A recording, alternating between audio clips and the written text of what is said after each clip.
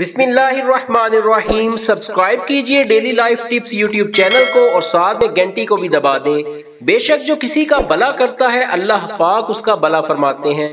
नाज़रीने कराम, हम अपनी जिंदगी में अगर किसी मकसद को पाना चाहते और मंजिल तक पहुंचना चाहते हैं तो हमारे ऊपर लाजिम है कि हम इसके लिए सही रास्ते का इंतखाब करें, सही लाहे अमल तैयार करें और फिर इस पर अमल करना शुरू करें। इन असबाबो वसाइल को इख्तियार करने के बाद अल्लाह ताला की तरफ रुजू करें, अपने गुनाहों कोताहियों पर नदामत का इजहार करें, अल्लाह के सामने गिड़गिड़ाएं और आंसू बहाएं।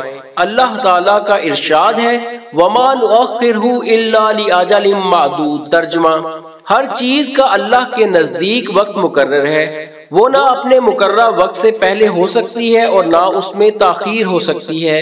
ख्वाह इंसानों के लिए ये कितना ही नागवारी का सबब क्यों ना हो और लोग इस पर कितना ही शोर क्यों ना मचाएं, इसलिए जरूरी है कि अज़्मो हौसले जदोजहद के साथ सब्र से काम लिया जाए और इन मकासद को हासिल करने और मंजिल तक पहुंचने के लिए मेहनत के साथ साथ अल्लाह ताला का जिक्र भी किया जाए। अल्लाह पाक की मदद हासिल करने का ये वजीफा बहुत ही कारगर साबित होगा।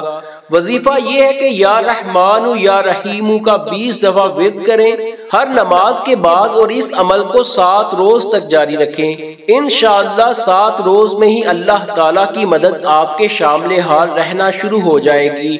अव्वल व आखिर दुरूद पाक लाजमी पढ़िएगा। अल्लाह ताला आपको आपके हर जायज मकसद में कामयाबी अता फरमाए, आमीन। दोस्तों, वीडियो पसंद आए तो लाइक कर दीजिएगा। ऐसे ही वीडियोस रोजाना देखने के लिए हमारे चैनल को भी सब्सक्राइब कर दीजिएगा। खुदा हाफिज।